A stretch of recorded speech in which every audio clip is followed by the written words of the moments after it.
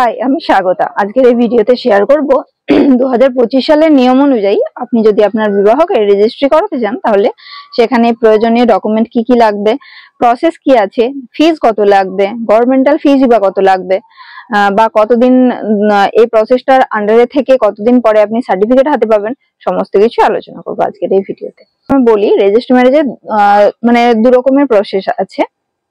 একটা হচ্ছে আপনি বিয়ের আগে রেজিস্ট্রি করাতে পারেন, আর একটা হচ্ছে আপনার বিয়ের পরে রেজিস্ট্রি করাতে পারেন। যদি আপনি বিয়ের আগে রেজিস্ট্রিটা করান, বিয়ের আগে যদি রেজিস্ট্রি করান, গভর্নমেন্ট মাত্র ফিজ নেয় শুধু 200 টাকা। আর যদি আপনি বিবাহের 3 মাসের অন্তর রেজিস্ট্রিটা করান বা বিয়ের আগে করান তাহলে লাগবে 200 টাকা। আর যদি বিবাহের 3 মাস পর হয়ে যায় বা তারপরে আপনি 2 বছর, 3 বছর, 4 বছর, 5 বছর পরে করান তাহলে গভর্নমেন্টাল ফিজ হচ্ছে 400 টাকা।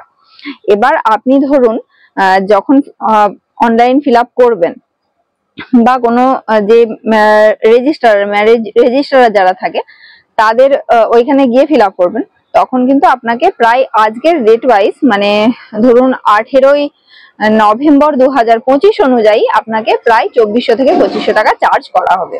কারণ আমার ক্ষেত্রে তাই হয়েছে। আমি এই সম্পূর্ণ ঘটনাটা আমার পরিপ্রেক্ষিতে বলছি, কারণ আমি এই রেজিস্ট্রেশন করিয়েছি।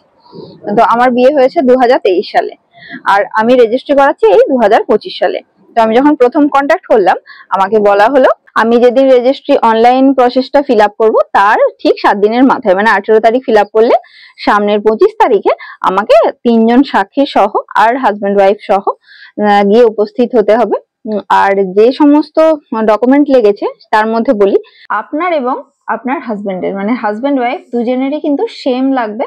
আর জেরক্স প্লাস অরিজিনাল কপি দুটোই, কারণ এক কপি করে জেরক্স ওনারা রেখে দেবেন আর অরিজিনালটা ওনারা স্ক্যান করবেন, সেই জন্য জেরক্স এবং অরিজিনাল দুটোই নিয়ে যেতে হবে। জেরক্স 1 কপি করেই লেগেছিল, তবুও 2 কপি নিয়ে যাবেন। আর ফটো অবশ্যই 2 কপি করে 4 কপি নিয়ে যাবেন।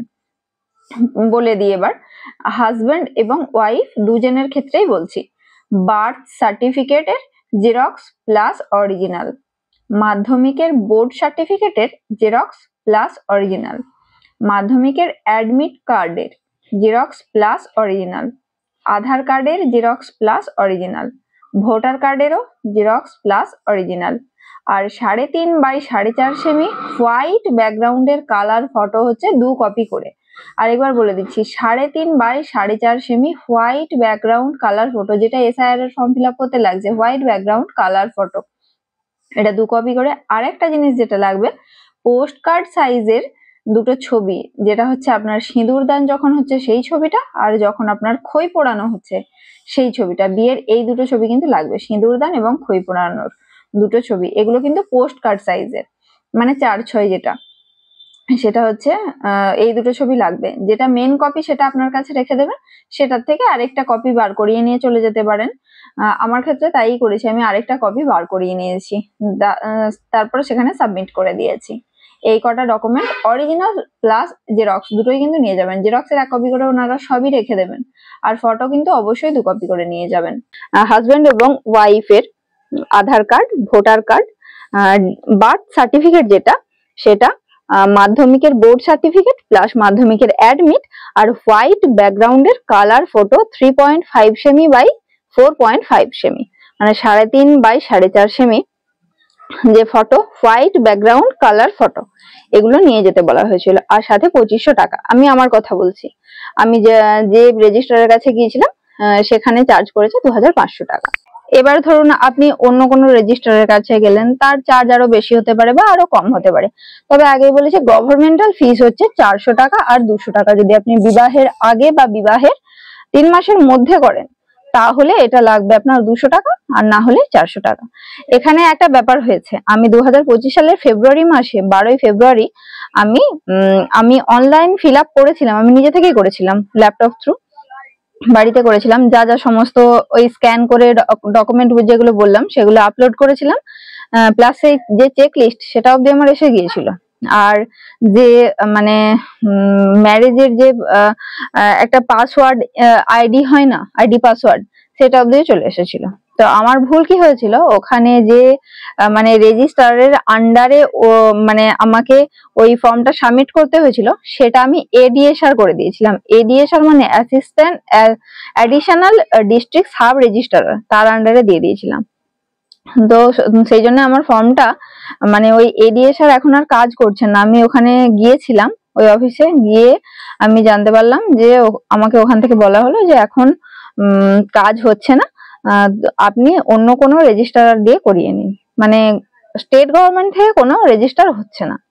তো আমি তারপরে এই যার সাথে যোগাযোগ করেছি, যে স্যারের সাথে, তাকে জিজ্ঞাসা করলাম তাহলে আমার ভুলটা কোথায় ছিল। বলছে ওই এডিএসআর আপনি চয়েস করেছিলেন ওখানে রেজিস্ট্রারের ক্ষেত্রে, ওখানে আমার নামটা আপনাকে সিলেক্ট করতে হতো, তাহলে আমার লগইন আইডিতে আপনার নামটা চলে আসতো, আপনার ওই চেকলিস্টটা চলে আসতো, তাহলে আমি এখান থেকে বের করে দিতাম। তো আমি বললাম তাহলে আমার চার্জ কি একটু কম হতো? বলছে 100 টাকা কম নিতাম, 2400 টাকা নিতাম, 2500 টাকা নয়। তো এটা আবার নতুন করে আমি করিনি আর, মানে ওনাকে আমি ওই আগের যে আইডি পাসওয়ার্ডটা সেটা দিয়ে দিয়েছিলাম, আর ডকুমেন্ট গুলো উনি আলাদা করে স্ক্যান করে নিলেন, এটুকুই। আর আমার হচ্ছে বাঁ হাতের বুড়ো আঙুলের যে ফিঙ্গারপ্রিন্ট সেটা লাগলো, আমার হাজবেন্ডেরও তাই। আর যেদিন রেজিস্ট্রি হবে ফাইনাল, সেদিন হচ্ছে যে বললেন যে 3 জন সাক্ষী, মানে ছেলের বাড়ি প্লাস মেয়ের বাড়ি সহ 3 জন সাক্ষীকে নিয়ে যেতে হবে, তাদের আধার কার্ড ভোটার কার্ডের জেরক্স প্লাস আসল দুটোই নিয়ে যেতে বলেছে।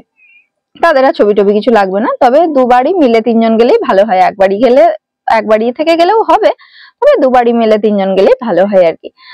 তো এই হচ্ছে প্রসেস ছিল। আর আমি একটা কথা বলে রাখি, আপনারা কিন্তু এটা অনলাইনে ইজিলি করতে পারবেন, মানে এমন কিছু জটিল বিষয় নয়। তবে যখন আপনি ওই রেজিস্ট্রারের নামটা সিলেক্ট করতে হবে আপনাকে, তখন কিন্তু এটা একটু বুঝে শুনে করবেন। আপনার নিয়ারেস্ট যে রেজিস্ট্রার আছে তার নামটা সিলেক্ট করবেন, তাহলে আপনাকে এই ঝড়টা আর পোয়াতে হবে না। মানে আমি ফেব্রুয়ারি থেকে নভেম্বর অবধি একটু ঝামেলার মধ্যেই ছিলাম আর কি, তো সেটা আর কমপ্লিট হয়নি। আর এখন গিয়ে আবার ওই রেজিস্ট্রার দিয়ে কমপ্লিটটা করাতে হলো। আর ডকুমেন্ট তো বললাম, এই ডকুমেন্ট গুলো লাগবে, আপনার আসল Aadhaar card plus voter card plus মাধ্যমিকের বোর্ড সার্টিফিকেট, মাধ্যমিকের অ্যাডমিট, আপনার বার্থ সার্টিফিকেট, আর coloured white background coloured photo 2 copy, 3.5 সেমি বাই 4.5 সেমি।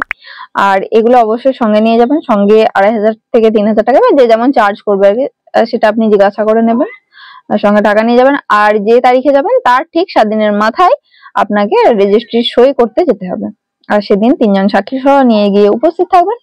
আর আশা করছি কিছু অসুবিধা হবে না। আর যখন প্রসেসিংটা চলবে তখন কিন্তু হাতে 2 ঘন্টা সময় নিয়ে যাবেন, কারণ রেজিস্ট্রার আপনাকে একটা ফর্ম ফিল আপ করতে দেবে, সেই ফর্মটা আপনি ফিল আপ করবেন।